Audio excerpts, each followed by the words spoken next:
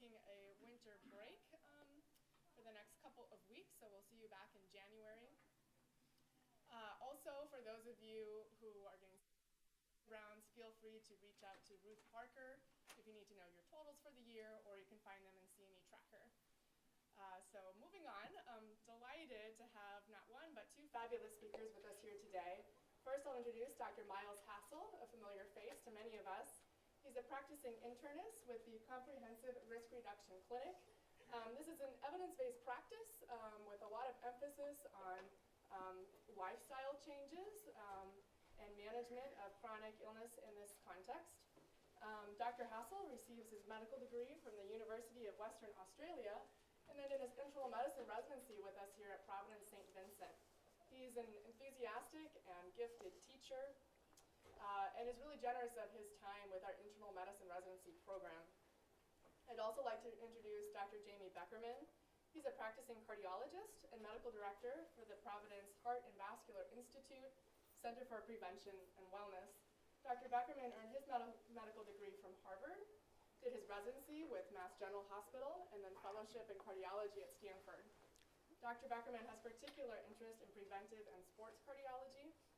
His expertise and enthusiasm has prompted teaching, community engagement, and thus has been featured in the medical literature, but also in the popular press. As many of you know, Base Camp has become a wonderful resource for preventive health and wellness here at the St. Vincent campus. And I'm really delighted to have Dr. Hassell and Dr. Beckerman share together their perspective today on a lifestyle prescription for cardiovascular health. So I'll get started, and so I'm going to speak for a little bit, and then after my remarks, I'll have another discussion. And then one of my patients is actually going to have a few words just about her trajectory, and then Dr. Beckerman will speak. So thanks for having me. Dr. Holzgang was wishing we'd had maple bars, but we do have hummus and cucumber. So this is a question many in this audience have heard me ask before, but what should this 42-year-old father of two be prescribed for his type 2 diabetes and microalbuminuria and hypertension and dyslipidemia? And let's look at his burden of disease for just a moment. He has not just diabetes, but the metabolic syndrome by his waist, by his triglycerides, by his HDL, by his blood pressure, by his fasting glucose. So he has the full 5 elements of the metabolic syndrome. This is an older paper from Ridker that compares the number of elements of the metabolic syndrome you have along the bottom axis to the risk of cardiovascular disease, heart disease, or stroke on the vertical axis. And you can see when you're up at the 4 to 5 elements of the metabolic syndrome, your risk of MI or stroke is up in the 8 to 10 times, maybe even higher region. And that's a pretty substantial burden of disease. And so what I think we all have to be asking ourselves is, what can we do that actually reduces this burden of disease to normal? Or are we willing to accept less than that? Just looking at this a different way, this is a study that looked at hemoglobin A1Cs compared to risk of stroke, for example, and we see that a risk of stroke at a HbA1c of 6.5 in this population of 11,000 people amounted to about 3 times normal. The risk of death at 6.5, maybe 1.5 to 2 times normal, just based on HbA1c alone. So this guy's got an enormous burden of disease. In addition, we can look at the non-cardiovascular burden of disease, which I think is something that we really need to be emphasizing much more to our patients.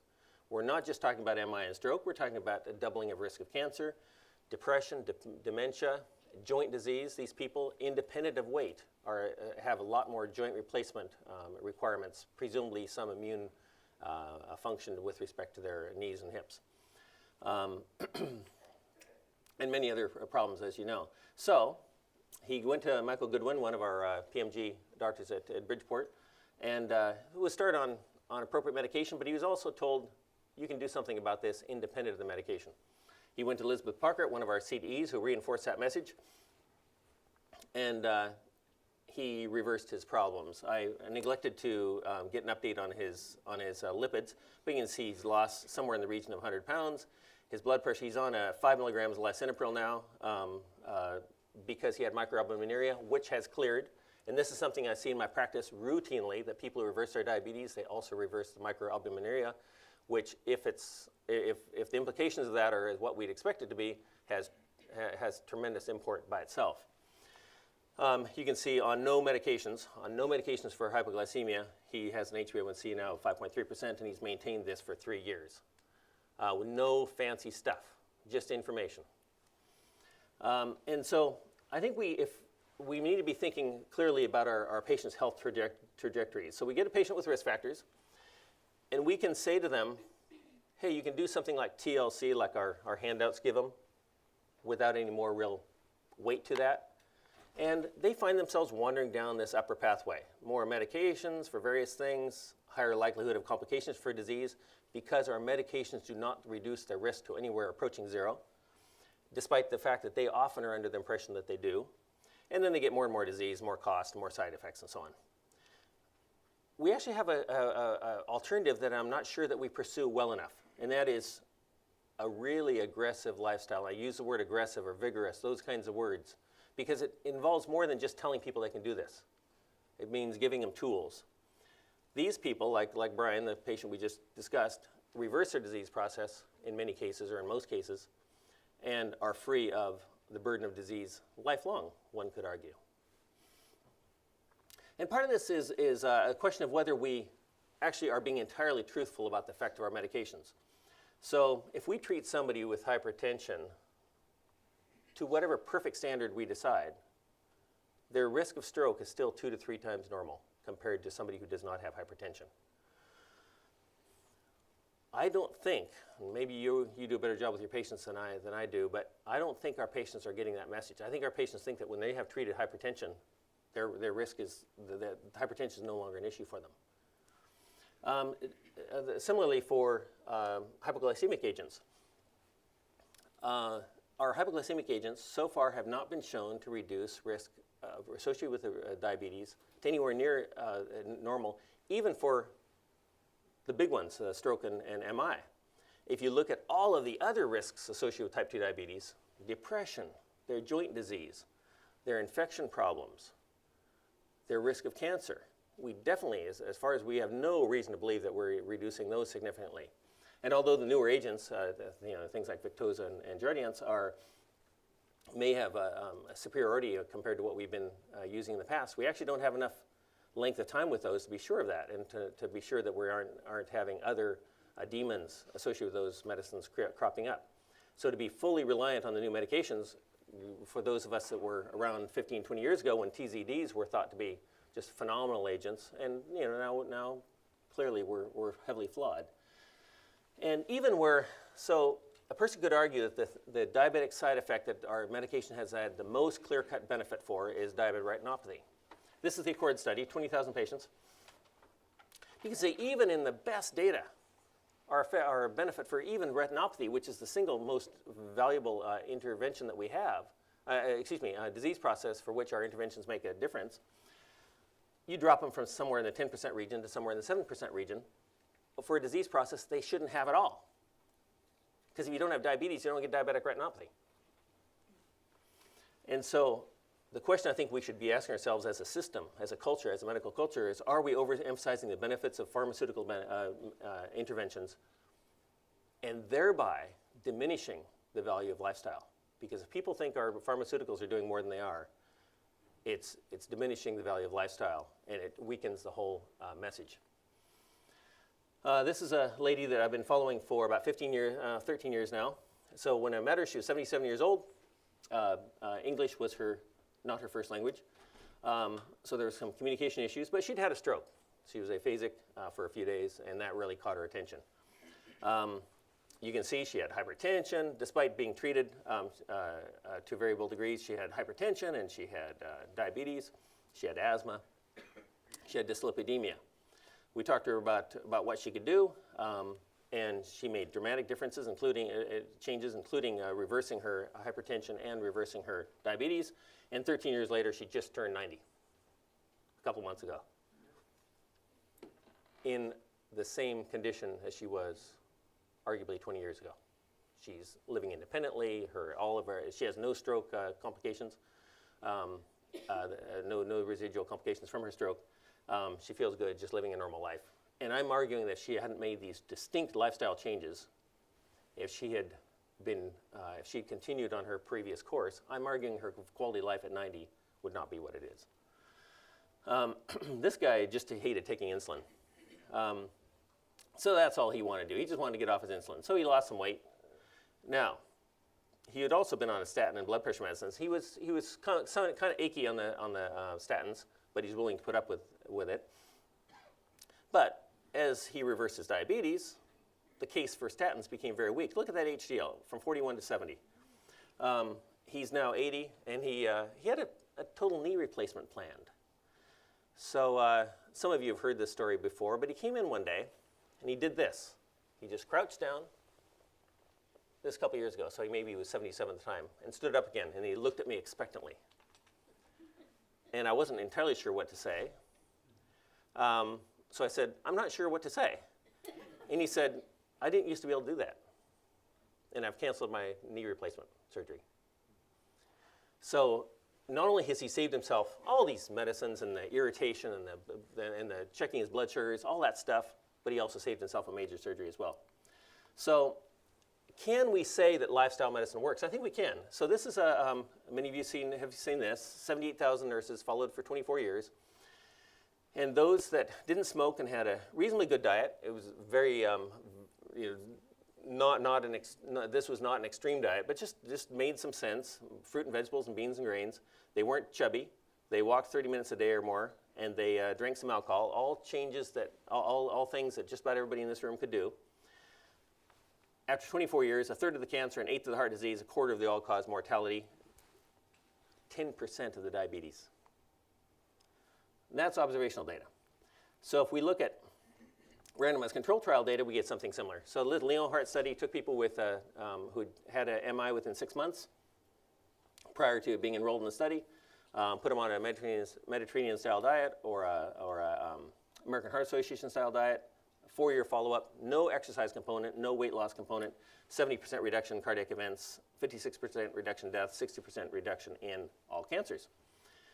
PREDIMED was a larger randomized control trial, Mediterranean diet compared to low-fat diet, reduction in stroke risk primarily, also less breast cancer, less diabetes by about 50% over 4 years. Then we look at exercise. Now, this is an area where Dr. Beckerman is stronger than I am. But the benefits of daily exercise are vast, and I don't think they can be exaggerated very easily. This is my favorite randomized controlled trial of exercise. Hamburg did this in Germany. People with stable angina, half of them randomized to a stent of the target artery. They all had single vessel disease on angiography. Half of them did not get a stent, and they got an exercise program instead, 60% reduction in cardiac events in those that did exercise without a stent, which, as you know, there's a recent study from England just in the last month or so that it was very similar results. It's interesting that the study in England, they often refer to it as the first randomized controlled trial of stents, and I would argue Hamburg's probably was. So that leads us to the question of what should be our goals, for example, in diabetes. But not just, we can use diabetes as a model, but this goes far beyond diabetes. And I would argue that our goal for diabetes should be diabetes reversal.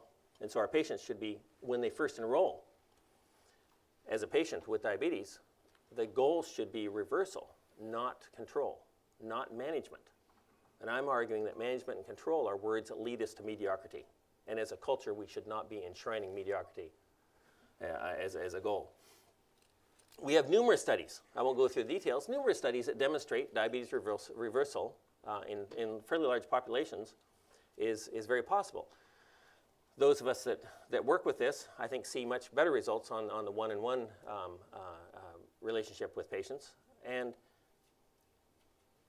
But almost every patient I ask, when I see them, and I say, let's talk about diabetes reversal, they universally express surprise that it's possible for type 2 diabetes.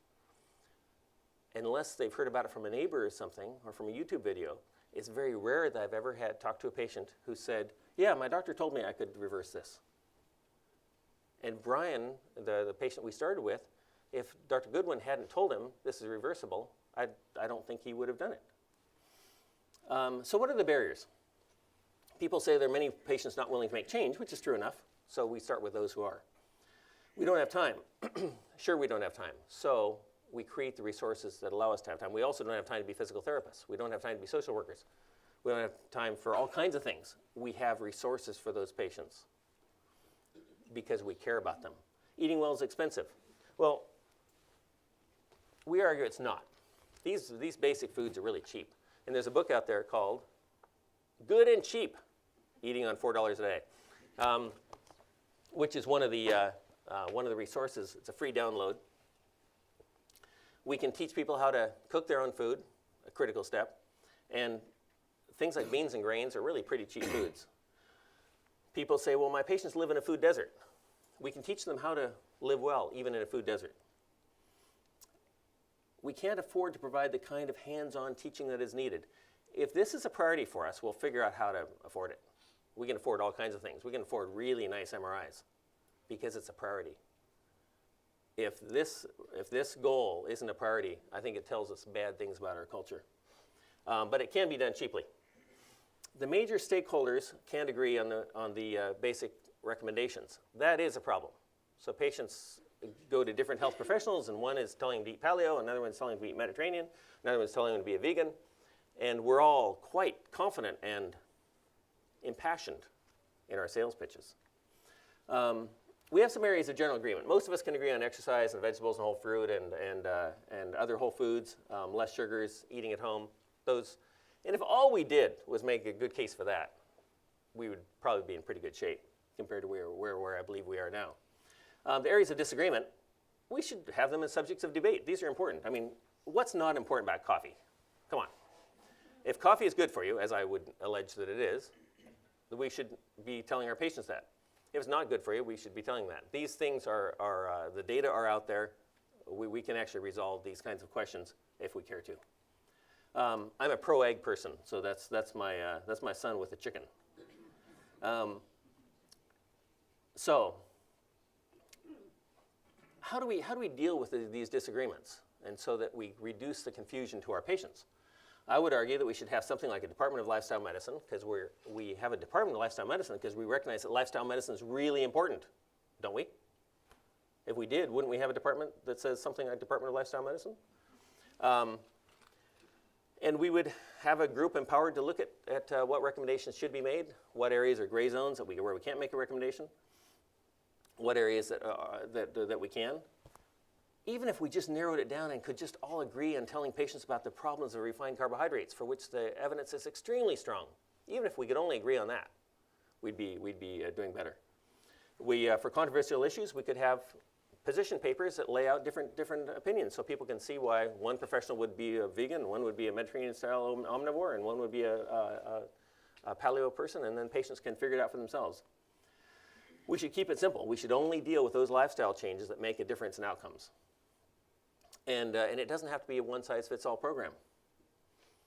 When we see a patient who's a candidate for lifestyle change, we should assume every patient is willing to make change and is willing to forego the easy fix of a pill. We should remind patients about what the consequences are.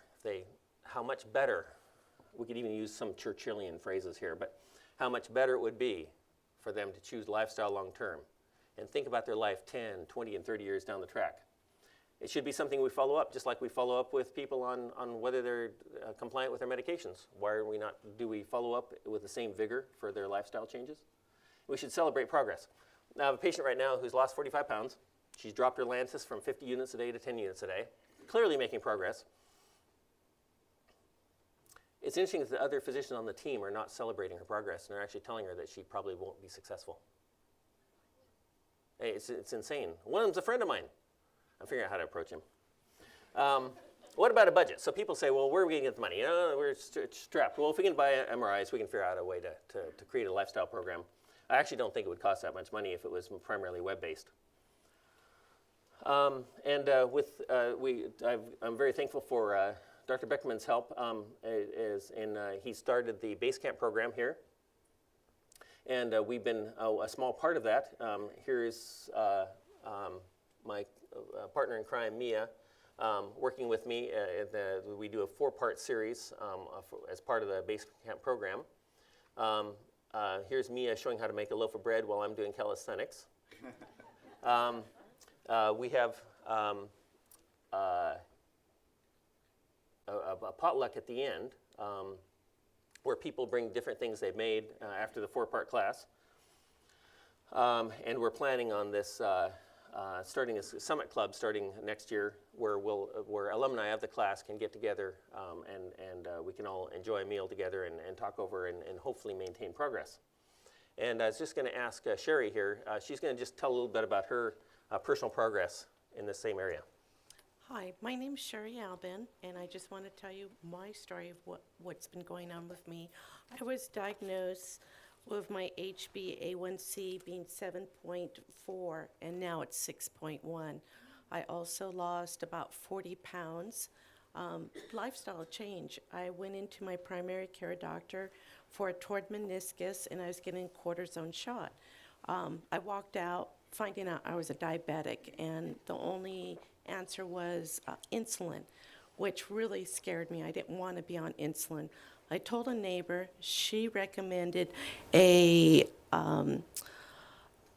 seminar that was food orientated and a reversal. I went to the seminar. I was intrigued on finding out that I could reverse this with no medicine at all. So I've been working with Dr. Hassell one-on-one right now. I have been able to get off of all medicine. I am not a diabetic anymore. I have lost weight. I feel great, and I'm very happy with what's going on now. So thank you. How long did that take, Sherry? That was about 6 months. I started in July, and now, last week, I weighed myself, and I was at 166, so about 40 pounds. Thank you. Thank you.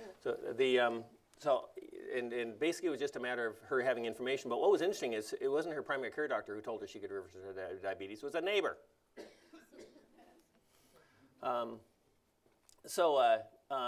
Does Providence have a Thrive program? Most of us are familiar with the Kaiser Thrive program, which is more of a marketing message than an actual program. But it's a fantastic marketing message.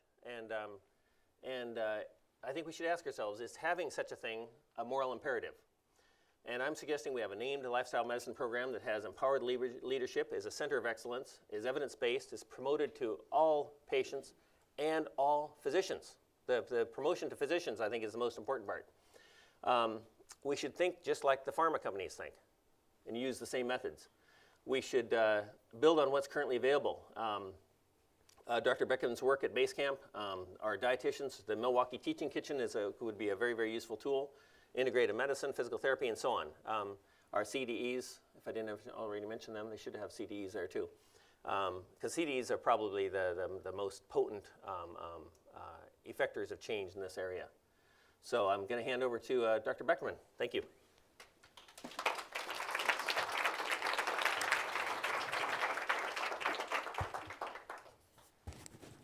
Hi, everybody. Miles, should I use the microphone that you had? Yeah, they want you to use that one. Oh, this one? Oh, actually, I think they want you to use both of them. I forgot about this one, sorry. There's 3 microphones in play today, just in case you're wondering why we're so confused. Thank you. Thank you, Miles. Anytime. Hey, everybody. First of all, I just want to thank everyone for having me. It's really a pleasure to join you today. And I don't have slides, but I do have a program that I really want to share with you. So I think that Miles's last statement is particularly provocative in that, for the past, 10 years or so, we've been watching these awesome commercials by a very large health system. And those of us who are involved in the lifestyle medicine world have mixed feelings about it because it's a great marketing message. But a marketing message without substance behind it is just a marketing message. And so over the past 10 years or so, what I've been trying to do is in piecemeal ways create more of a movement, maybe without as coherent of a message, but I hope that maybe what you'll take away from my little bit today is that we do have a Thrive program, and it's called Base Camp. And just because it's located, on the first floor of the Mother Joseph building, just because it was started in cardiology, doesn't mean that it isn't available for all of our patients. And so one of my goals in chatting with you guys today is to let you know what we have to offer so that you can offer it to your patients in your community.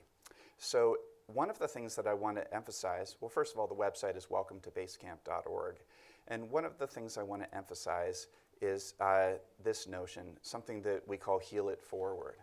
Because one of the things that I've found in my work is that as amazing as those individual stories are that we hear where the total cholesterol went from 200 to 120 and the HDL did this, you realize how much incredible work Miles and people like him do to have these one-on-one interactions with patients to yield these impressive results.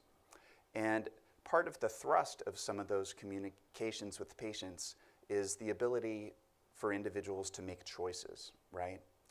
But I think we'd also agree that choices are not what got us here. When you look at obesity and diabetes and all the stuff that's out there, it's not that 9-year-olds of today have less willpower than 9-year-olds of 1965. They're 9. They don't have any willpower. But systems have changed. The way that food companies advertise to children has changed. The way that the government subsidizes certain kinds of crops has changed. And so you look at all these systems and you realize that individual decision making and choices alone are probably not going to get us out of this. It's going to be creating healthy systems.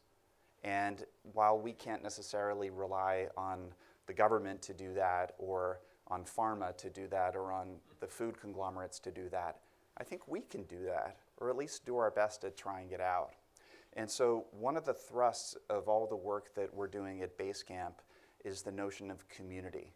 If we, the whole Providence building healthy communities together thing, we're really trying to do that. And we're starting with the community, with the belief that if we create an environment in which people care about each other, people will start caring about themselves.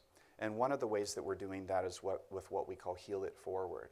So the programs that we're creating in Base Camp are, all of them in some fashion have a charitable component. So for example, our Heart to Start athletes volunteer at the food bank. This Saturday, after they have their track workout, we're moving over to the Hoyt Arboretum, and people are going to help clean up trails. Our Women's Heart program collects donations to give to Rosehaven Shelter. Play Smart is helping to train young people in medical careers through the Job Corps program out of Astoria. And so we believe that, if you do good for someone else, then you matter. Just by the very fact that you gave to someone, it means you have something to give. And there's actually data that shows that people who volunteer and give to others and who are charitable end up having better health outcomes themselves. So I find that to be a really intriguing concept. So what you'll see on our website is that we have these kind of 5 main goals. And if you come through the Base Camp space, you'll see what we kind of call our prescription wall. And we have these little cardboard prescriptions, all lifestyle prescriptions. There's about 50 of them. And I think we have another 50 in the back to be ready for rotation. And I just wanted to share with you some of the programs that we have that are behind these prescriptions. So with respect to Be Fit, we have our Heart to Start program. Some of you are familiar with it. I'd love you to be recommending that your patients join us. This is a free program that is offered every year. We've spread to Newburgh, Walla Walla, Spokane, We have a program starting up in Hood River. We had a program in Medford this year.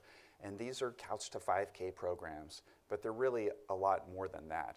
There are groups of people that are so diverse. You know, this past Saturday on the track, I saw young moms pushing strollers.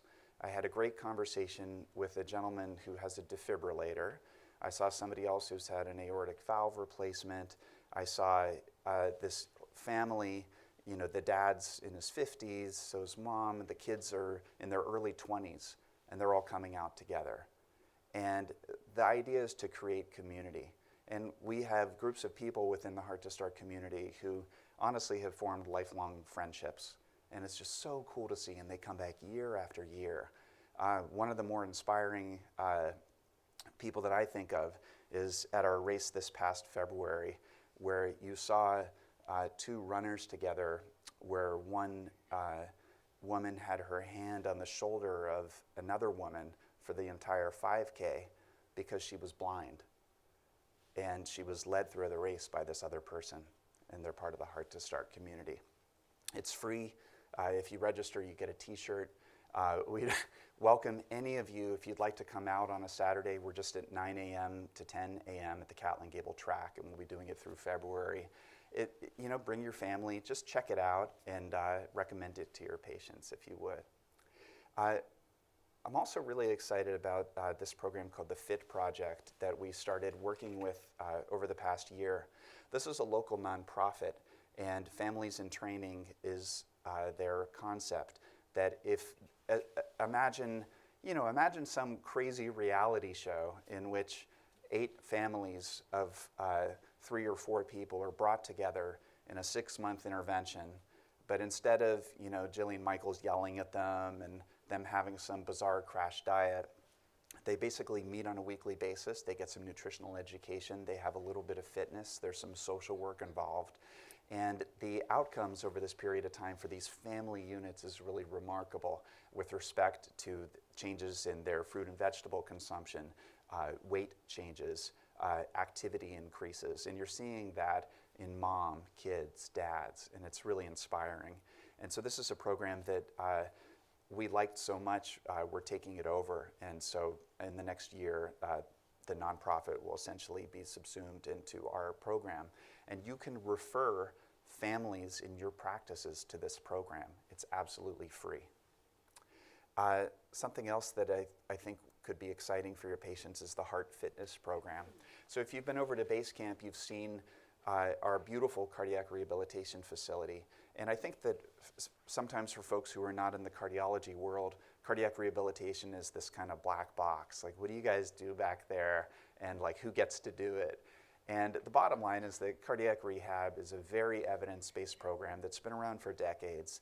And what it does is it provides structured, supervised exercise and some education around diet and exercise and lifestyle modification to folks who have had a recent cardiac event.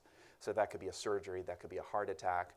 But now the indications have expanded to people who have systolic heart failure, peripheral artery disease. And so basically, so many of our patients are qualifying for this program, which is covered by insurance.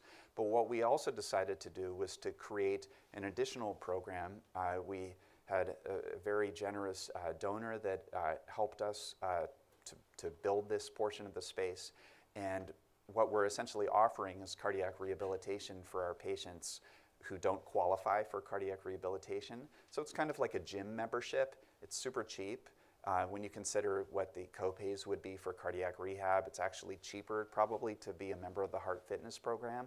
And you come, it's this nice safe space where people can work out. They're not on heart monitors, but they are supervised by our staff. Gotten great feedback about it so far. And in January, I'm excited to announce that we're going to be piloting our first virtual cardiac rehabilitation program, first in Providence, working with a startup company called TickerFit. And ultimately, after we've completed our pilot, you might be able to refer your own patients for this cardiac rehab program on their phone. When we look at reducing stress, we have these yoga, Tai Chi, mindfulness programs. These are the most successful things that we do. nearly all of them are free. And if you look at our calendar, we have yoga classes almost every day, and sometimes several a day. And it's so cool to see folks coming in for chair yoga, for mindfulness training, different stuff like that, Tai Chi. And it's just awesome to walk through the space, and you just see people coming through with yoga mats and coming to a place that provides health care instead of treatment of disease. It's super inspiring. Our instructors are phenomenal, and welcome you to join some of our classes yourselves. It's awesome to see. I've seen quite a few of the folks who are in the Mother Joseph building coming down to classes. Regarding be your best weight, we purposefully don't say lose weight or become an ideal weight, because we realize that those are not phrases that achieve, that set people up for success. The reality is there's a weight for all of us that is the best weight that we can be while also being happy and living a life that is not about suffering, and living a life that is sustainable. And whether that means a BMI of 27 for one person, 30 for another, 22 for another, I honestly don't care. I just want people to be giving it their best shot and being able to look at themselves in the mirror every morning and being psyched about their day, not miserable about, what do I have to have for breakfast now because I'm part of this bizarre diet.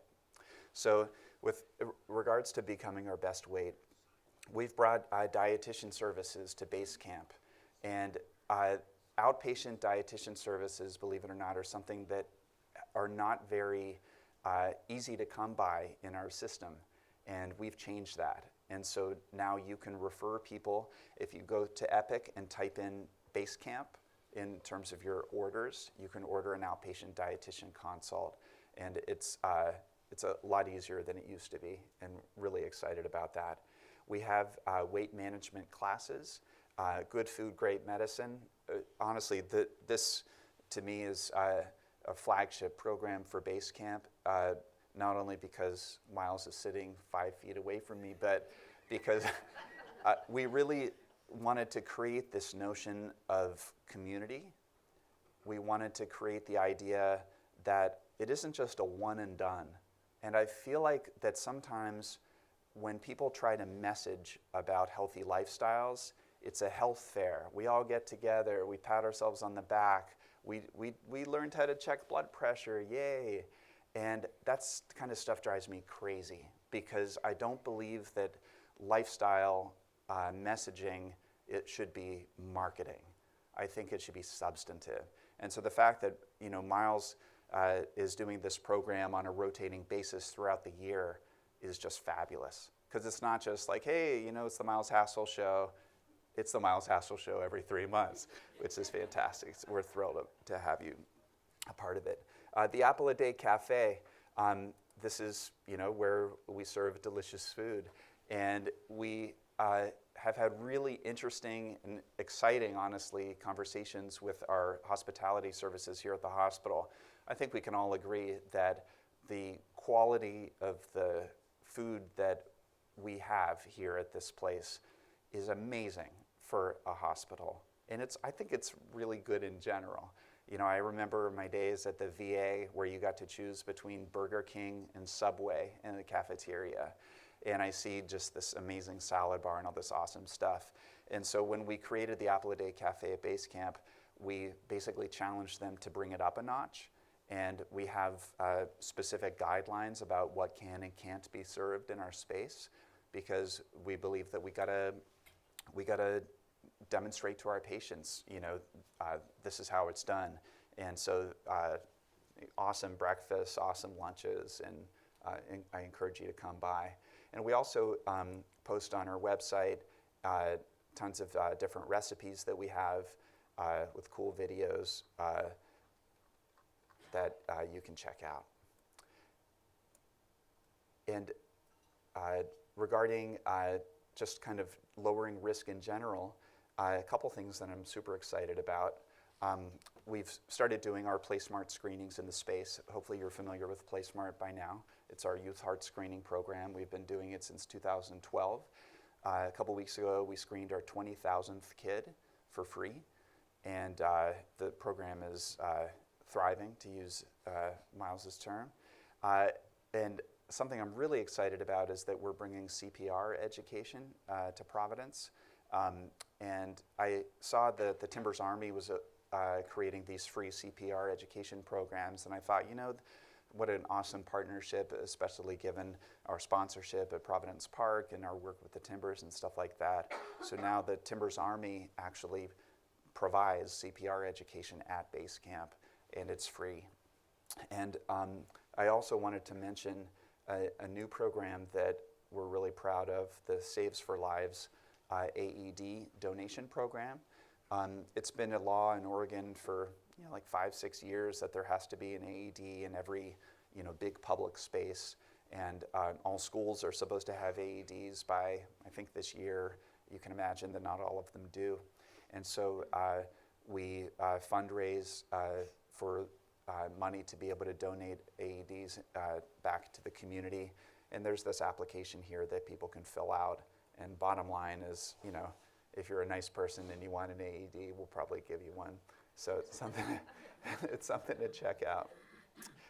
And the last thing I wanted to touch on before I leave you is what we call Start Today. And a couple things that are different and innovative that I wanted to share. The first, probably most important, is what we call Pathfinders. So we saw our colleagues in the oncology community coming up with these great programs to match patients with patients who had similar experiences.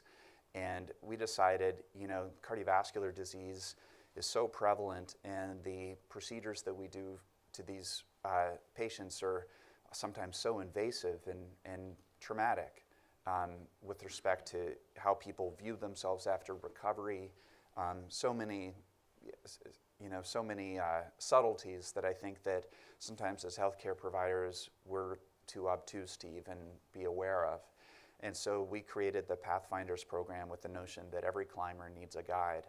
And so what you now see, totally volunteer program, is that on the cardiac floors in the hospital, we have volunteers almost every day now who are patients who've experienced a cardiac event, maybe a heart surgery, and they do rounds around the unit.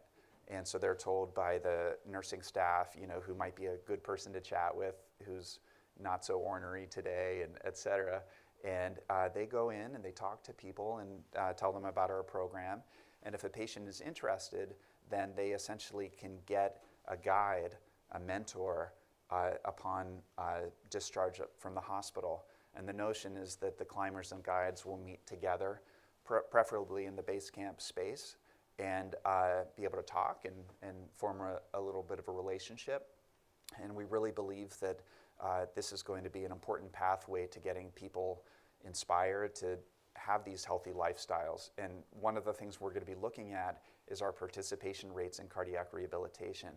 Even though cardiac rehabilitation is so awesome, participation rates nationwide are on the order of like 25%. And part of it is because healthcare providers don't do a super job of inspiring patients to do it, and part of it is that patients don't necessarily realize, kind of what the impact of it can be. And so even though, we can't promise that everyone's going to have a neighbor that will tell them they can reverse their diabetes, maybe we can provide them with a friend who can suggest the same. So, with everything on this website, there's a phone number to call if you want to get somebody involved in the program. Also really excited about our Women's Heart Wellness program that Lori Tam is spearheading. She's incredible. And we have monthly women's tea and talks that Lori hosts. And there's some education. There's an exercise program that takes place, some healthy snacks. And we also have a support group that is really an impressive group of women who meets on a regular basis. And I mentioned about their donations to the Rosehaven facility. And one of the things we're going to be doing is to be providing lifestyle medicine, so to speak, for the folks who are served in that community at Rosehaven.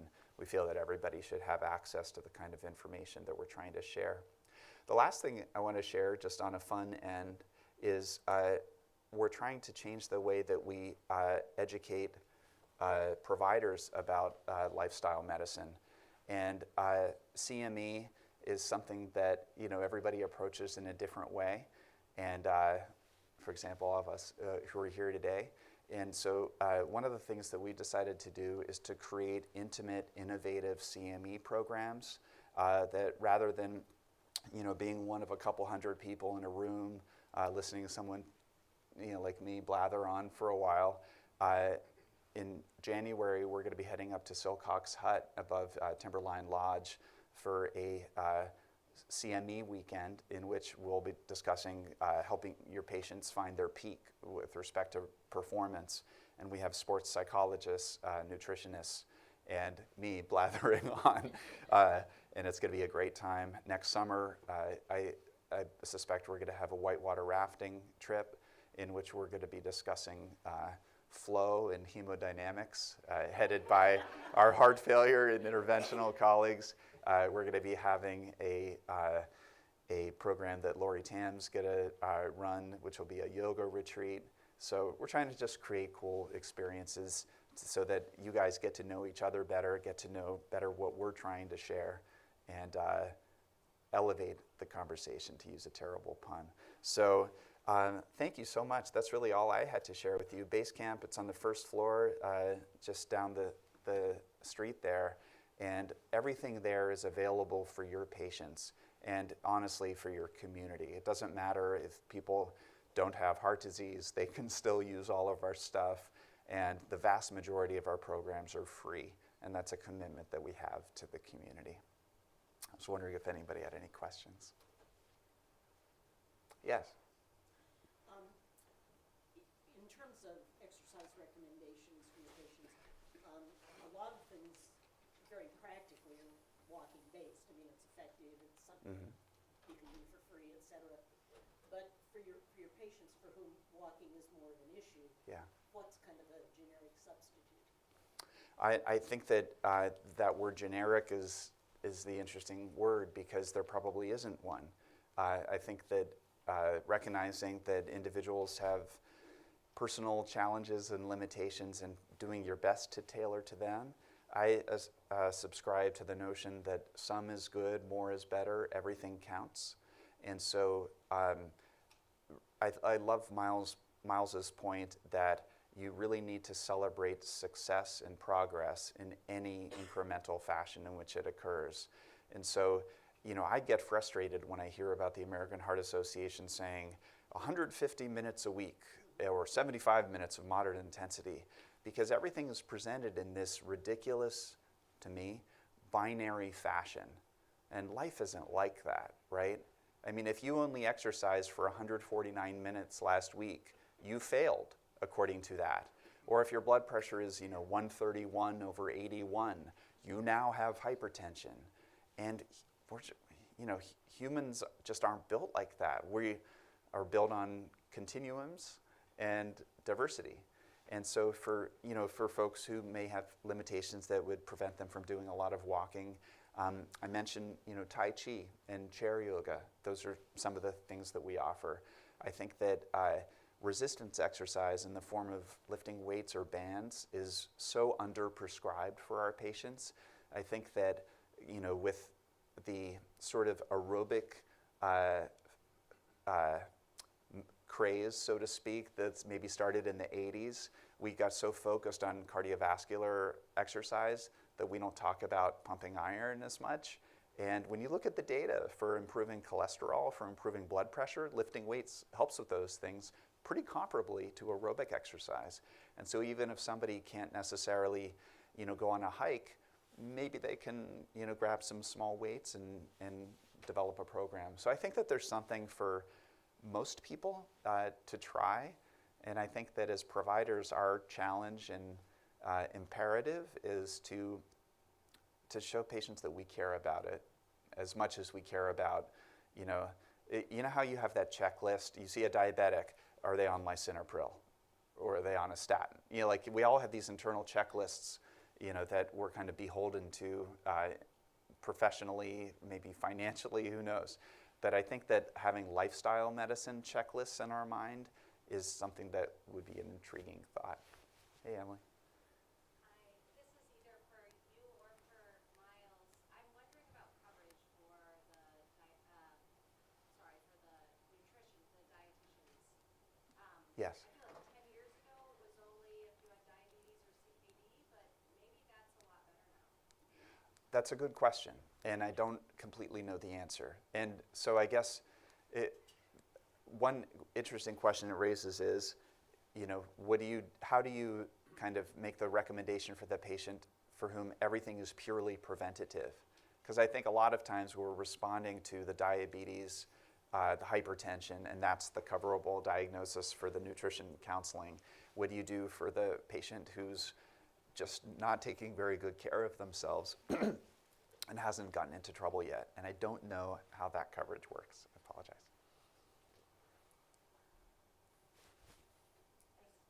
But refer them anyway. Hi. When you do the virtual cardiac rehab down the road, Yes. what do you envision the content being there? Will it be instructor-led exercise? Will it be, Yeah. what does that look like? Sure. So what it is basically a combination of passive recording of the person's movement, just in the way that like the health app on your iPhone does that.